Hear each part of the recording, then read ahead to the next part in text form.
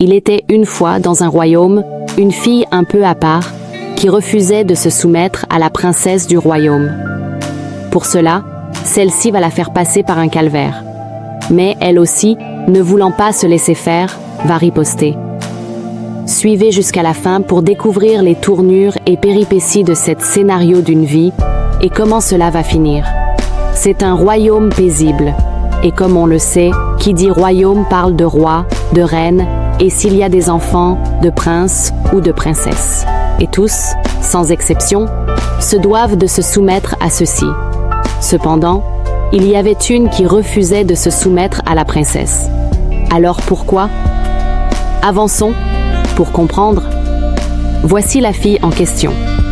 À la voir, on voit en elle un peu un garçon raté. Mais toujours est-il qu'elle est une fille. Regardons un peu ce qu'elle va faire ici.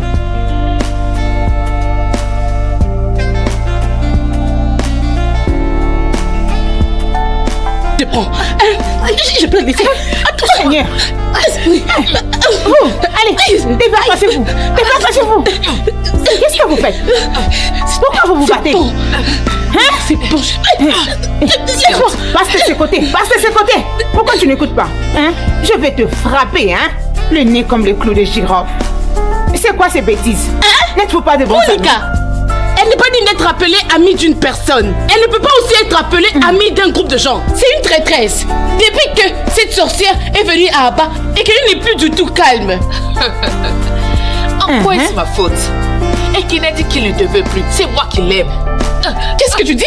Qu'est-ce que tu dis? Je vais vous frapper. C'est moi qui l'aime. Et tu le sais. Vous ne m'écoutez pas. Ça veut dire que vous battez pour un homme.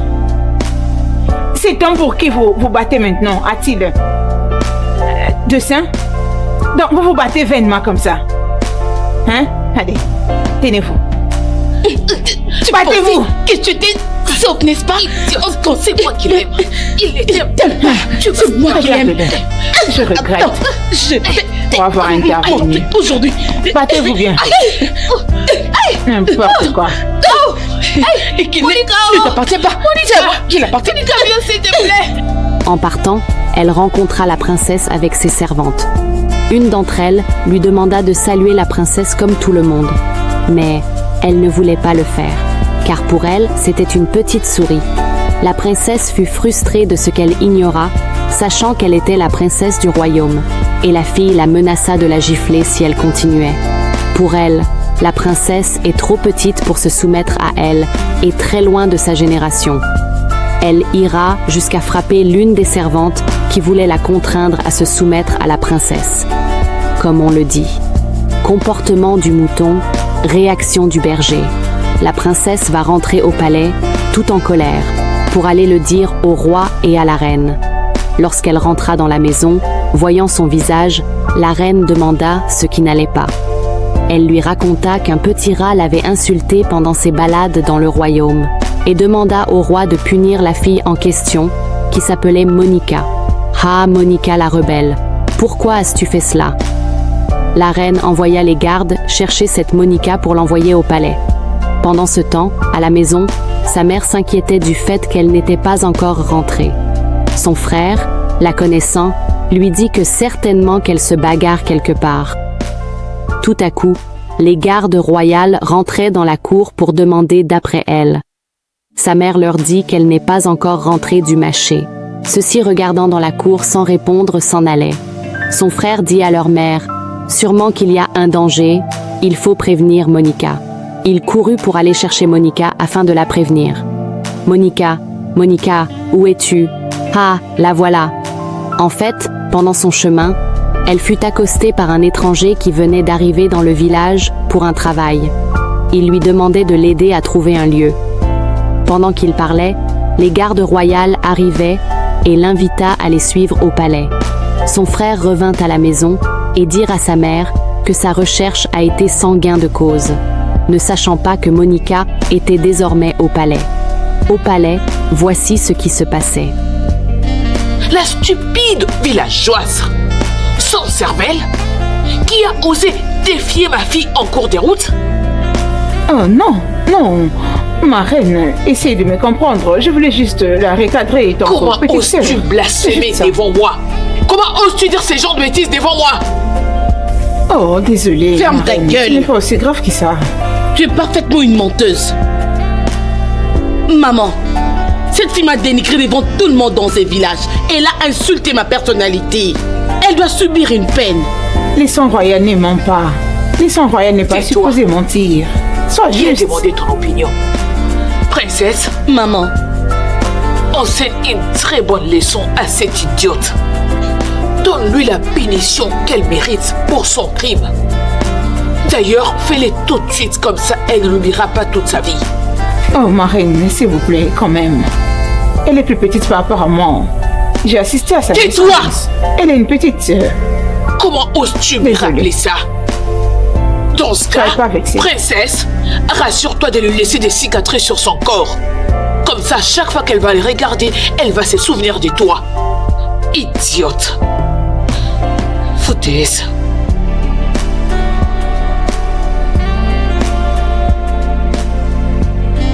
qui t'a dit de te lever? Ah, Lolo est sorti, c'est pourquoi je me suis levée, non? Je vais encore m'agenouiller, pourquoi? Es-tu Lolo? Es-tu devenue la reine? Pourquoi je dois m'agenouiller devant toi? Ne les interfère pas dans cette affaire. Je peux m'agenouiller.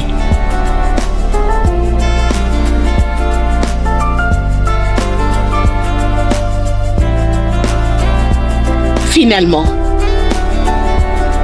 sommes-nous des amis?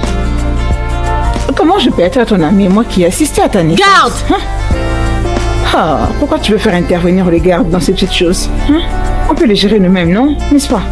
Pourquoi tu appelles garde à tout moment? Hein? Ok, ils peuvent venir, il n'y a pas de souci. Akuna, Baisse ses pieds. tu l'as entendu? Baisse ses pieds. Les pieds ou les jambes? Maintenant, Arrêtez avec ces choses. Faites-moi gagner de temps, s'il vous plaît. J'ai beaucoup de choses à faire. Baisse ses pieds. C'est toi qui le baises? Ou c'est moi?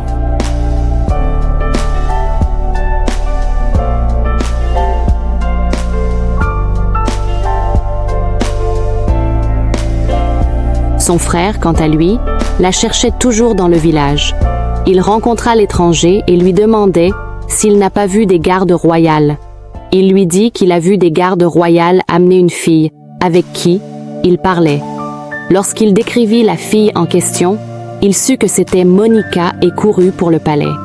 La princesse punit Monica. On lui donnait plusieurs corvées à faire sans manger.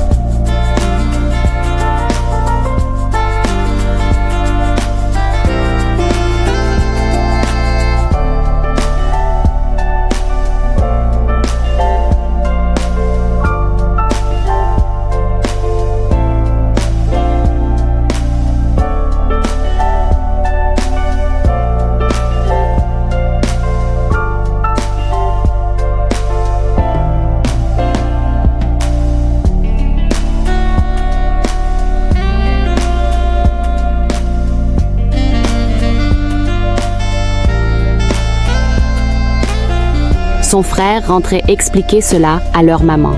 Au palais, Monica alla dans la salle royale pour expliquer son état au roi et tomba. Alors, la princesse la relâcha. Comme il est écrit, œil pour œil, dent pour dent. Monica va chercher à se venger de la princesse et de ses servantes en complicité avec son frère. Ah Monica, encore Monica. Le hasard va lier d'amitié Monica et l'étranger, qui ira jusqu'à l'aider dans certaines choses. Ironie du sort, la princesse va rencontrer l'étranger en question et va commencer à éprouver des sentiments pour lui. Un jour, Monica va appeler son frère.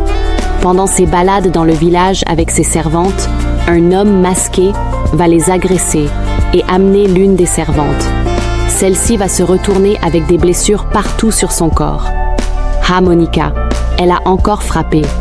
Voyant ce drame qui pouvait arriver à la princesse, le roi va chercher à connaître le responsable de ce préjudice. D'ici là, l'étranger venait chez Monica pour parler un peu avec elle.